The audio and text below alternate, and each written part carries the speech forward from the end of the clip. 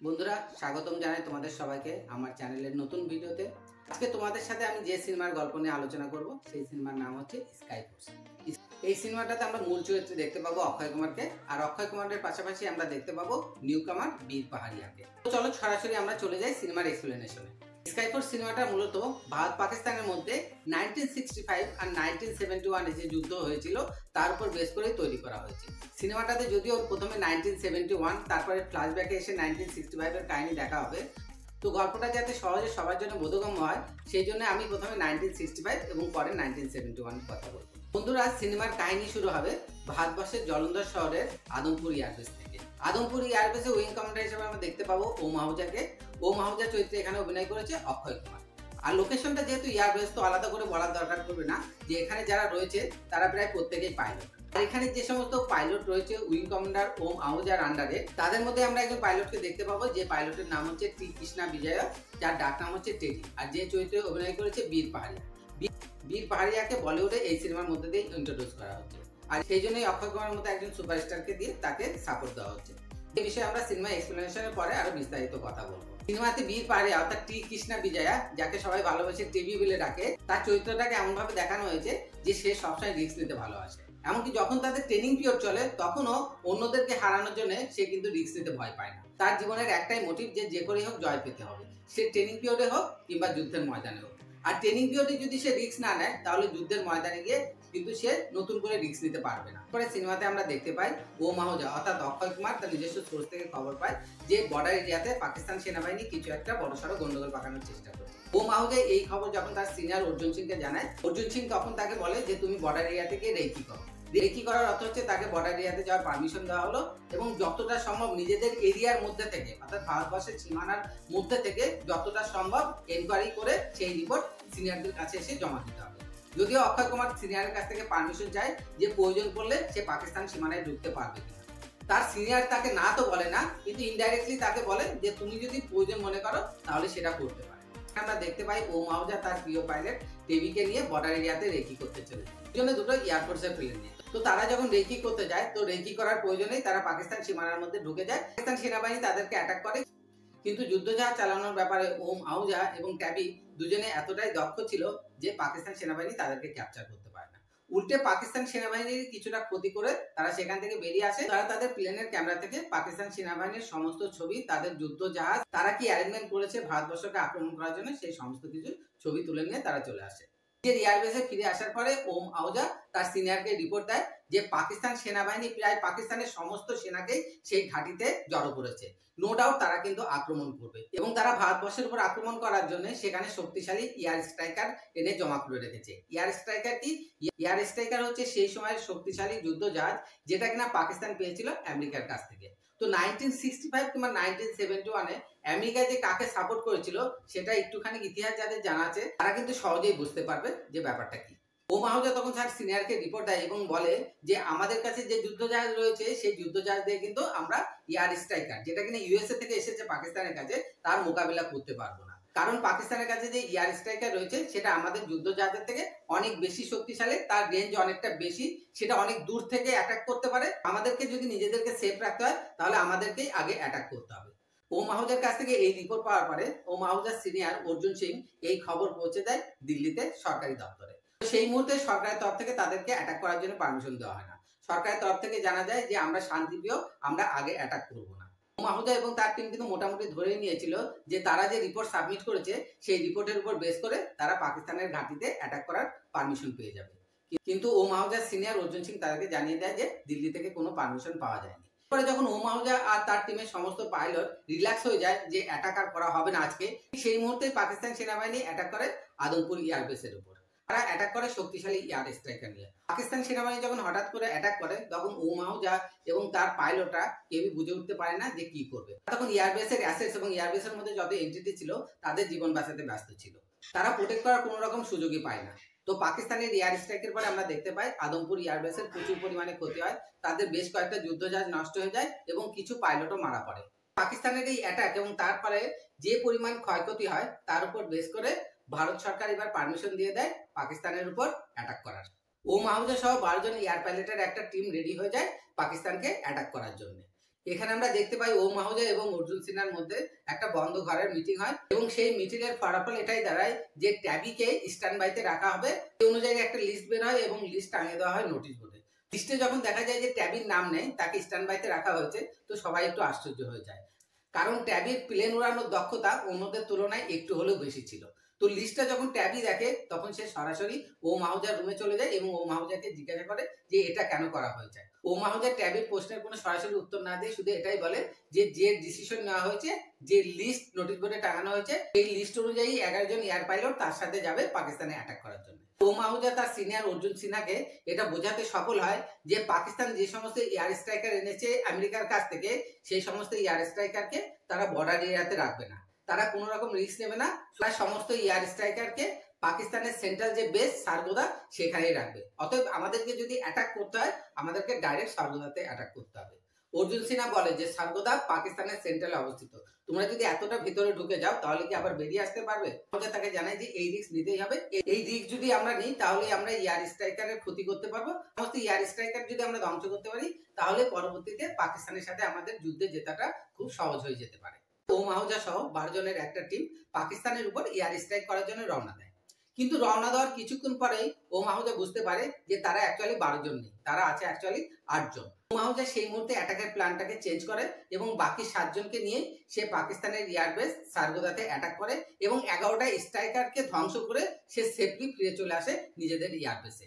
ওম আহুজা বাকি 4 জন এয়ারফোর্সকে ইনসাল্ট করবে এবং তাদেরকে বলবে যে তোমাদের যখন নিজেদের এতই প্রাণের ভয় তাহলে তোমরা এয়ারফোর্সে চাকরি করো না, চাকরি ছেড়ে দিয়ে বাড়িতে বসে যাও। তারা বলবে কিছু একটা টেকনিক্যাল প্রবলেমের কারণে তারা উঠতে পারেনি, কিন্তু সেই মুহূর্তে ওম আহুজা এটা জানতে পারবে যে তারা 4 জন ওই এয়ারবেস থেকে উঠতে পারেনি ঠিকই, কিন্তু 5 নম্বর একটা এয়ারপ্লেন সেই এয়ারবেস থেকে উড়েছিল ওম আহুজাদেরকে লক্ষ্য করে।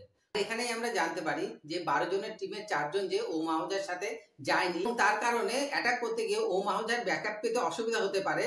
আর সেটা নিয়ে যখন সিনিয়ররা চিন্তিত, ঠিক সেই সময় ট্যাবি সিনিয়রদের পারমিশন না থাকা সত্ত্বেও ওম আহুজা এবং তার টিমকে ব্যাকআপ দেওয়ার জন্য নিজের প্লেন নিয়ে তাদের পেছনে উড়ে যায়। কিন্তু ওম আহুজা এবং তার এন্টার টিম যখন সারগোদাতে অ্যাটাক করে সাকসেসফুলি নিজেদের এয়ারবেসে ফিরে আসে, ট্যাবি কিন্তু আর ফিরে আসে না। ওম আহুজা আশেপাশে সমস্ত ভারতীয় এয়ারবেসে খোঁজ লাগায় যে কোনো ভারতীয় পাইলট সেখানে অবতরণ করেছে কিনা। ওম আহুজা কোথাও থেকে কোনো রকম পজিটিভ রিপোর্ট পায় না এবং এরপরে দীর্ঘদিন ধরে ট্যাবির কোনো খোঁজ পাওয়া যায় না এবং এরপরে ট্যাবিকে যুদ্ধে মিসিং ইন অ্যাকশন বলে ধরে নেওয়া হয়। মিসিং ইন অ্যাকশন বলতে যেটা বোঝায় যে যুদ্ধে গেছে, সে জীবিত আছে কি মারা গেছে সেটা যতক্ষণ না কনফার্ম জানা যাচ্ছে ততক্ষণ তাকে মিসিং বলেই ধরে নেওয়া হবে। ক্ষেত্রে ট্যাবি যেহেতু যুদ্ধে অংশগ্রহণ করেছিল আর তার বডিও খুঁজে পাওয়া যায়নি আর সে জীবিত ফিরেও আসেনি, তার উপরে পাকিস্তান সরকারও অ্যাকসেপ্ট করেনি যে ট্যাবি তাদের কাছে রয়েছে, সেই জন্য এটাকে মিসিং ইন অ্যাকশন বলেই ধরে নেওয়া হয়। এরপরে কাহিনী 1965 থেকে শিফট করে যায় 1971-এ। 1971-এর ভারত পাকিস্তানের যুদ্ধের সময় পাকিস্তানের একজন এয়ার পাইলট ধরা পড়ে ভারতীয় সেনাবাহিনীর হাতে। তার নাম হচ্ছে আহমেদ হোসেন। আহমেদ হোসেন চরিত্রে এখানে আমরা দেখতে পাবো শরৎ কেলকারকে।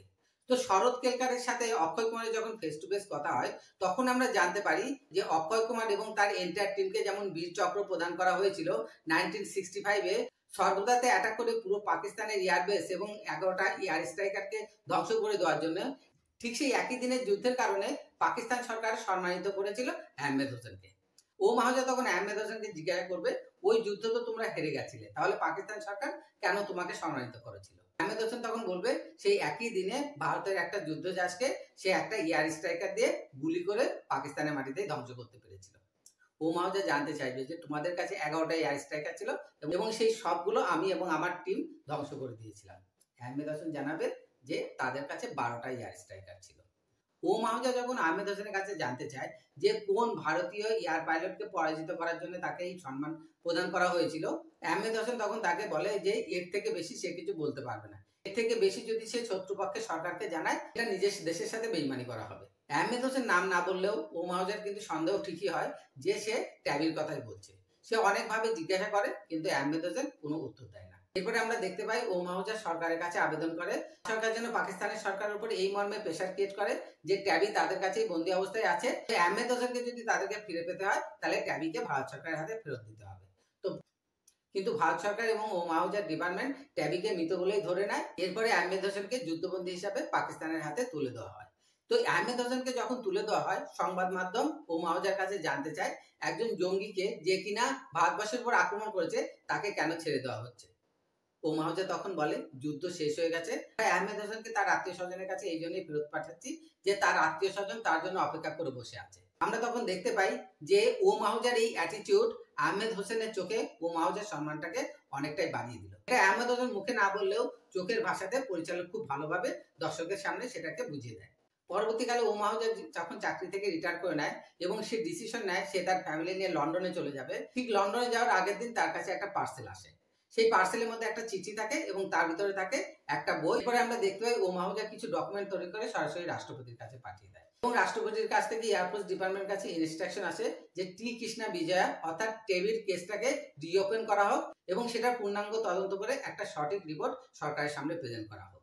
অতঃপর এয়ারফোর্স ডিপার্টমেন্টে একটা টিম তৈরি করা হয় তদন্ত কমিশন গঠন করার জন্য এবং সেই টিমের দায়িত্ব ট্যাবির একজন ব্যাচমেটকে দেওয়া হয় যে কিনা অক্ষয় কুমারের আন্ডারে ট্যাবির সাথে ট্রেনিং নিয়েছিল। তো সেই অফিসার সিনিয়রদের কাছে একটা প্রপোজাল রাখে। সে বলে যেহেতু মাহজা তাদের সিনিয়র ছিল এবং সেই সময়ে আদমপুর এয়ার বেসের উইং কমান্ডার হিসেবে মাহজা ছিল, তো সেক্ষেত্রে এই তদন্ত যদি মাহজার তত্ত্বাবধানে করা হয় তাহলে সাকসেস রেট অনেক বেশি হওয়ার সম্ভাবনা রয়েছে। সিনিয়ররা তার এই কথায় রাজি হয়ে যায়। এরপরে আমরা দেখতে পাই তদন্তের সাথে মাহজা বিভিন্ন দেশে ট্রাভেল করছে, যার মধ্যে লন্ডন, ফ্রান্স, পাকিস্তান ছিল উল্লেখযোগ্য এবং বিভিন্ন ব্যক্তির সাথে আলাপ আলোচনা করার পরে সে ডিটেল রিপোর্ট ভারতীয় এয়ারফোর্সের সিনিয়র অফিসার এবং সরকারের সামনে উপস্থিত করে। এরপরে আমাদের সামনে আরো কিছু রহস্যের উন্মোচন হয়। মাহজা দেখা করেছিল সেই কোম্পানির সাথে যে কোম্পানি এয়ার স্ট্রাইকার তৈরি করেছিল এবং পাকিস্তানকে সাপ্লাই করেছিল।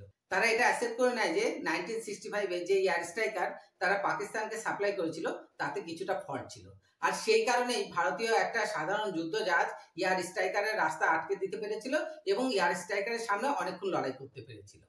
এবং এই ঘটনার পরেই ওই কোম্পানি এয়ার স্ট্রাইকারের যে সমস্ত লুপহোল ছিল সেগুলোকে রেকটিফাই করে আপগ্রেড করে এয়ার স্ট্রাইকারকে আবার নতুন রূপে সাজিয়ে তোলে। মাহজা তদন্তের সাথে পাকিস্তান এসেছিল। পাকিস্তান এসে সে সোজা দেখা করেছিল আহমেদ হোসেনের সাথে। অ্যাকচুয়ালি আহমেদ হোসেনই তাকে পার্সেলটা পাঠিয়েছিল, যে পার্সেলের মধ্যে একটা বই ছিল এবং যার উপর বেস করে এবং যেখান থেকে মাহজা ইনফরমেশন কালেক্ট করে রাষ্ট্রপতিকে চিঠি লিখেছিল তদন্তটাকে নতুন করে শুরু করার জন্য। মাহজা যখন আহমেদ হোসেনের সাথে দেখা করতে আসে, আহমেদ হোসেন এবার মাহজাকে পুরো ব্যাপারটা খুলে বলে। আহমেদ হোসেন তখন মাহজাকে জানায় যে 1965-এর 7 সেপ্টেম্বর ভারতীয় বাহিনী যখন সার্গোদাতে আক্রমণ করে সমস্ত কিছু ডিস্ট্রয় করে ফেরত যাচ্ছিল, ঠিক তখনই 12 নম্বর এয়ার স্ট্রাইকার নিয়ে আহমেদ হোসেন তাদেরকে ফলো করে। সেই সময় দাঁড়িয়ে এয়ার স্ট্রাইকার ভারতীয় যুদ্ধ জাহাজের থেকে বেশি শক্তিশালী, তো আহমেদ হোসেন খুব সহজেই ভারতীয় যুদ্ধ জাহাজগুলোকে হয়তো পরাজিত করতে পারতো পেছন দিক থেকে অ্যাটাক করে। ঠিক তখনই তাদের মাঝখানে ট্যাডি চলে আসে এবং সেই এয়ার স্ট্রাইকারকে অ্যাটাক করে। যদিও তার যুদ্ধ জাহাজের ক্ষমতা এয়ার স্ট্রাইকার থেকে অনেক কম ছিল, কিন্তু সেই মুহূর্তে মাহজা এবং তার টিমকে বাঁচানোর অন্য কোনো রাস্তা ছিল না। তো সেই মুহূর্তে দাঁড়িয়ে ট্যাবির উড়োজাহাজ এবং আহমেদ হোসেনের এয়ার স্ট্রাইকারের মুখোমুখি সংঘর্ষ। কিন্তু যেহেতু ট্যাবির উড়োজাহাজ এয়ার স্ট্রাইকার থেকে অনেক কম শক্তিশালী ছিল, তো একটা সময় এসে ট্যাবি পরাজিত হয় এবং তার প্লেনটা খুব বাজেভাবে ক্র্যাশ করে ব্লাস্ট করে যায়। সিনেমায় এই পর্যায়ে এসে আমরা আহমেদ হোসেনের মুখ থেকে জানতে পারি যে আহমেদ হোসেন এবং ট্যাবির যখন মুখোমুখি সংঘর্ষ হয়েছিল তারপরে ট্যাবির শেষ পরিণতি কি হয়েছিল। এরপরে আহমেদ হোসেন মাহজাকে নিয়ে যায় ট্যাবির কবরে। যেহেতু পাকিস্তানে তার মৃত্যু হয়েছিল, তো ট্যাবিকে কবর দেওয়া হয়েছিল। এই সমস্ত ইনফরমেশন যখন এয়ারফোর্সের ঊর্ধ্বতন কর্মকর্তা এবং সরকারের সামনে প্রেজেন্ট করা হয় এবং পাশাপাশি মাহজা এটাও বলে এদিন যদি ট্যাবি এয়ার স্ট্রাইকারের রাস্তা আটকে এয়ার স্ট্রাইকের সাথে যুদ্ধ না করতো তাহলে হয়তো মাহজা এবং তার টিমের বাকি লোকেরা সেফলি এয়ারবেসে ফিরে আসতে পারতো না। তার এই কথাতে সবাই রাজি হয়ে যায়, যেখানে মাহজা এবং তার টিমের সবাইকে বীর চক্র প্রদান করা হয়েছিল। শুধুমাত্র ট্যাবিকে দেওয়া হয়নি তার রেকলেস অ্যাটিটিউডের জন্য। সেখানে দাঁড়িয়ে পুনরায় ট্যাবিকে সম্মান করা হয় এবং ট্যাবিকে মহাবীর চক্র প্রদান করা হয়। তো বন্ধুরা, এই ছিল সিনেমার এক্সপ্লেনেশন। তো চলো এবার চেষ্টা করি সিনেমাটা রিভিউ করার। সিনেমাটা আমার মোটামুটি খারাপ লাগেনি, বিশেষ করে সিনেমার ফার্স্ট হাফ খুবই ভালো লেগেছে। সিনেমার ফার্স্ট হাফ দর্শককে মোটামুটি সিটের সাথে আটকে রাখবে। প্রথম হাফে যে সমস্ত এয়ার স্ট্রাইক দেখানো হয়েছে, যে সমস্ত অ্যাকশন দেখানো হয়েছে এবং ভিএফএক্স এর সাহায্যে যেভাবে ফাইটার প্লেনের দৃশ্যগুলোকে চিত্রায়িত করা হয়েছে, সেগুলোকে দেখলে কিন্তু খুব একটা অবিশ্বাস করা যাবে না।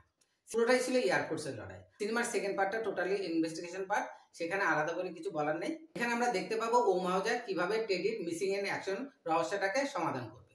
আর সিনেমার সেকেন্ড পার্টের পুরো অভিনয়ের দায়িত্ব ছিল মাহজা অর্থাৎ অক্ষয় কুমারের উপর, আর অক্ষয় কুমার কিন্তু সেই কাজটা খুব ভালোভাবেই করতে পেরেছে। সিনেমার ফার্স্ট পার্টে যুদ্ধ আর সেকেন্ড পার্টে পুরো ইনভেস্টিগেশন, এই দুটো ব্যাপারকে কিন্তু ডিরেক্টর খুব ভালোভাবে ব্যালেন্স করেছে। এরপরে আমি বলবো সিনেমার অভিনেতাদের কথা। অক্ষয় কুমারের অভিনয় নিয়ে কিছু বলার নেই, সে খুবই ভালো অভিনয় করে। যদি খুব ভালো অভিনয় না করতো তাহলে এতদিন ইন্ডাস্ট্রিতে সে টিকে থাকতে পারতো না। আর অভিনয়ের অংশটা অ্যাজ ইউজুয়াল সে ভালোই করেছে। বাকি রইল নিউ কামার বীর পাহাড়িয়া। নিউ কামার হিসাবে বীর পাহাড়িয়ার অভিনয় খুব একটা খারাপ না, আবার খুব একটা ভালো না। বীর পাহাড়িয়ার ব্যাকগ্রাউন্ড চেক করতে গিয়ে আমি যেটা দেখতে পেলাম, বীর পাহাড়িয়ার গ্র্যান্ডফাদার অ্যাকচুয়ালি সিএম ছিল, সম্ভবত মহারাষ্ট্রের সিএম ছিল। প্রাক্তন সিএম এর নাতি হওয়ার সুবাদে বীর পাহাড়িয়া স্ক্রিনে যতটুকু সময় জুড়ে ছিল তাকে কিন্তু যথেষ্ট পেপার করা হয়েছে। বন্ধুরা, এবার আমি এই সিনেমার বিজনেস নিয়ে একটু কথা বলতে চাই। অক্ষয় কুমার 2020 সালের পর থেকে কোনো রকম কোনো হিট সিনেমা দিতে পারেনি এখন পর্যন্ত। কোইন্সিডেন্ট হলেও এটাই দেখা গেছে যে গত 4-5 বছরে অক্ষয় কুমার যে সমস্ত সিনেমাতে গেস্ট অ্যাপিয়ারেন্স করে সেই সমস্ত সিনেমায় হিট হয়। এখন অবধি অনলাইন এবং বিভিন্ন সোর্সে এই সিনেমার যা বিজনেস রিপোর্ট দেখতে পাচ্ছি তাতে দেখা যাচ্ছে 100 কোটি ছাড়িয়ে গেছে। কিন্তু আমার এখানে একটু খটকা লাগছে, কারণ আমি আমার ব্যক্তিগত অভিজ্ঞতা থেকে বলছি, আমার দুজন বন্ধু তাদেরকে আমি দেখেছি, তাদের অফিস থেকে তাদেরকে টিকিট প্রোভাইড করা হয়েছে। আর অফিস থেকে টিকিট প্রোভাইড করা হচ্ছে সবাইকে, তার মানে এটা হচ্ছে কর্পোরেট বুকিং। তো অক্ষয় কুমারের সিনেমাতে কর্পোরেট বুকিং এই ব্যাপারটা কিন্তু কোনো কালই ছিল না। এই ব্যাপারটা যদি অক্ষয় কুমার অ্যাকসেপ্ট করতো তাহলে এতগুলো সিনেমা তার ফ্লপের খাতায় যেত না। আমার ধারণা বীর পাহাড়িয়ার ক্যারিয়ারকে এস্টাবলিশ করার জন্য এরকম একটা ফেক রিপোর্ট তৈরি করার চেষ্টা চলছে।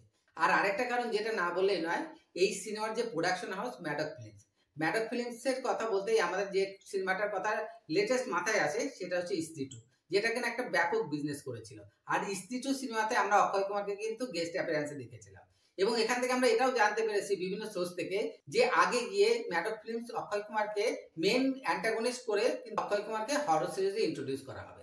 আর সেক্ষেত্রে যদি অক্ষয় কুমারের এই ট্র্যাক রেকর্ড বজায় থাকে, গত 4-5 বছর ধরে তার যে ট্র্যাক রেকর্ড রয়েছে, সেক্ষেত্রে কিন্তু সেই সিনেমাকে হিট করানো খুবই কষ্টকর হয়ে দাঁড়াবে।